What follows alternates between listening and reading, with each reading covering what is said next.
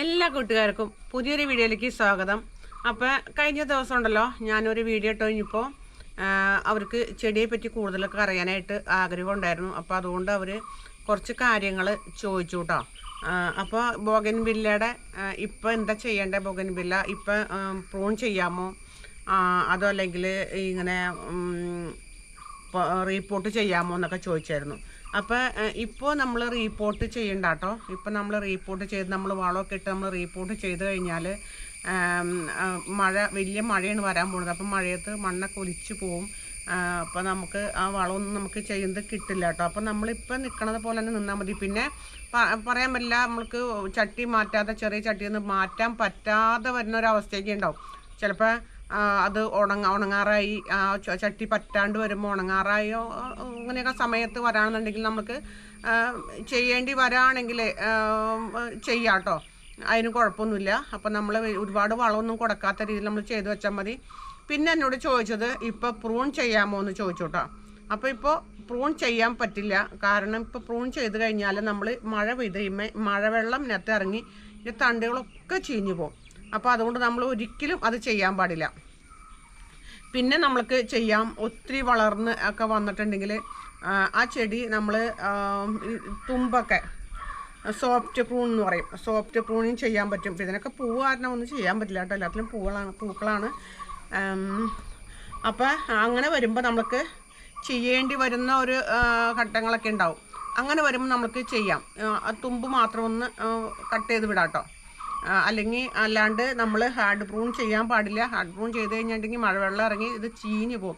ശരിക്കും പറഞ്ഞു കഴിഞ്ഞാൽ ഇതിൻ്റെ പ്രൂണിങ് ചെയ്യുന്ന സമയം, അതുപോലെ ഇത് റീപ്പോർട്ട് ചെയ്യുന്ന സമയം എന്ന് പറഞ്ഞാൽ ഇപ്പോൾ ഈ മഴക്കാലം കഴിഞ്ഞ് ജൂൺ ജൂലൈ മാസം മഴക്കാലം കഴിഞ്ഞിട്ട് ഓഗസ്റ്റ് ലാസ്റ്റ് സെപ്റ്റംബറോടുകൂടി നമ്മൾ റീപ്പോർട്ട് ചെയ്യാം, വളമൊക്കെ ചേർത്ത് റീപ്പോർട്ട് ചെയ്യാം. അതേപോലെ തന്നെ നമുക്ക് ഇത് പ്രൂൺ ചെയ്യാൻ പറ്റിയ സമയമാണ്. അപ്പോഴാണ് ഇത് ചെയ്യാൻ പാടുള്ളൂ.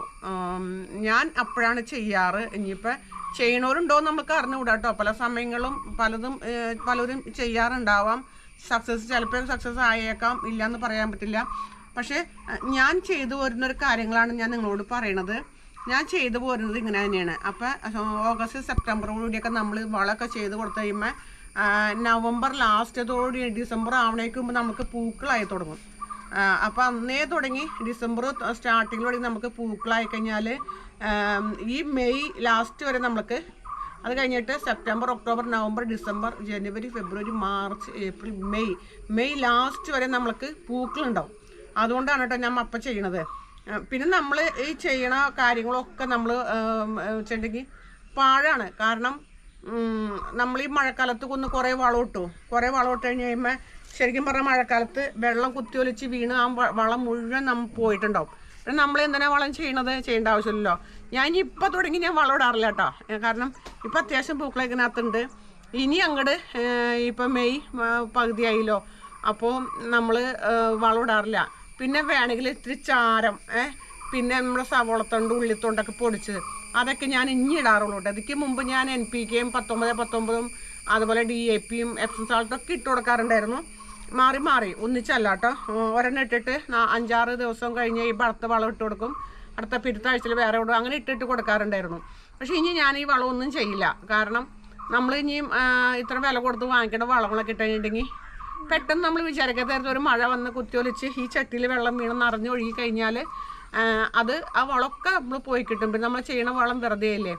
പിന്നെ നമ്മൾ ഈ മഴക്കാലത്തോട് ഒരുക്കമായിട്ട് നമ്മൾ ചെയ്യേണ്ട കാര്യം എന്ന് പറയുന്നത് നമ്മുടെ ചട്ടികൾക്ക് ഡ്രൈനേജ് ഹോള് അത് കൃത്യമായിട്ട് നമ്മൾ നോക്കിയിരിക്കണം, അത് പാലിക്കണം. അപ്പോൾ നമുക്ക് അറിയണമെന്നുണ്ടെങ്കിൽ നനയ്ക്കാനായിട്ട് ഇപ്പോൾ ഒരു കപ്പ് വെള്ളം ഒഴിച്ചു കൊടുത്തു കഴിയുമ്പോൾ നമുക്കറിയാൻ പറ്റും ആ വെള്ളം ഈ ചട്ടിയുടെ ഹോളിൽ കൂടെ പുറത്തേക്ക് വരും. അപ്പോൾ നമുക്കറിയാം ചട്ടിക്ക് ഡ്രൈനേജ് ഹോൾ ഉണ്ടെന്ന്. പിന്നെ മഴ പെയ്യുമ്പോൾ ഡ്രൈനേജ് ഹോൾ അടഞ്ഞിരിക്കുകയാണോ നിങ്ങൾ കൃത്യമായിട്ട് നോക്കണം. അത് നോക്കിയില്ല എന്നുണ്ടെങ്കിൽ നമ്മുടെ ചെടിയൊക്കെ ചീഞ്ഞു പോകും. കാരണം നമ്മുടെ നല്ല ചെടികളാണ്. നാടൻ ചെടികൾക്ക് ഇതൊന്നും അത്ര വിഷയമില്ല കേട്ടോ, അതൊന്നും കുഴപ്പമില്ല. ഈ ഹൈബ്രിഡ് ഇനം ചെടികൾ വെള്ളം നിറഞ്ഞ് നിന്ന് കഴിഞ്ഞാൽ അപ്പം സാധനം ചീഞ്ഞു പോവും. അപ്പോൾ അത് വരാതിരിക്കാനായിട്ട് നിങ്ങളോട് ഞാൻ പറയുന്നതാണ് കേട്ടോ. എനിക്ക് തുടക്കത്തിലൊക്കെ എനിക്ക് കുറച്ച് ചെടികളൊക്കെ നഷ്ടപ്പെട്ട് പോയിട്ടുണ്ട്. അന്നൊന്നും എനിക്ക് ഇത്ര കെയറിങ് അറിയില്ലായിരുന്നു ചെടികളെ പറ്റിയിട്ട് കേട്ടോ. പക്ഷേ ഇപ്പം ഞാൻ കൃത്യമായിട്ട് നോക്കി പാലിച്ച് ഒക്കെ പോരാറുണ്ട്. കാരണം എൻ്റെ ജീവനാണ് ചെടികൾ എന്ന് പറയുന്നത്. ഇതൊക്കെ ഇത് ഫ്ലൈം റെഡാണ് കേട്ടോ. നല്ല ഭംഗിയുണ്ട് ഇതിൻ്റെ കളർ. ഇതിപ്പോൾ ഇച്ചിരി ഫെയിലായിട്ടോ. പൂക്കൾ വിരിയുമ്പോൾ തന്നെ നല്ല കളറാണ്. ഇത് കണ്ടോ, ഇതും അതേപോലെ തന്നെ നല്ല ഭംഗിയുള്ളതാണ്. ഇതിൻ്റെ പേരൊക്കെ നോക്കിയിട്ട് വേണ്ട, പേരൊക്കെ ഞാൻ മറന്നിരിക്കുകയാണ്. നല്ല ഭംഗിയിൽ ഇപ്പോഴും പൂവല്ലെന്ന് നോക്കിയേ. അപ്പോൾ ഇത്രയേ ഉള്ളൂ എൻ്റെ വീഡിയോ ഇഷ്ടപ്പെടാണെന്നുണ്ടെങ്കിൽ നിങ്ങൾ ഷെയർ ചെയ്ത് കൊടുക്കുക. അതുപോലെ തന്നെ ഇഷ്ടപ്പെടാണെങ്കിൽ ലൈക്ക് ചെയ്യണം. അതുപോലെ ഇനി സബ്സ്ക്രൈബ് ചെയ്യാതെ കാണുന്ന കൂട്ടുകാർ നമ്മുടെ കയ്യിലുണ്ടെങ്കിൽ സബ്സ്ക്രൈബ് ചെയ്ത് സപ്പോർട്ട് ചെയ്യണം കേട്ടോ. അപ്പോൾ അടുത്ത നല്ലൊരു വീഡിയോയുമായി നമുക്ക് വീണ്ടും കാണാം.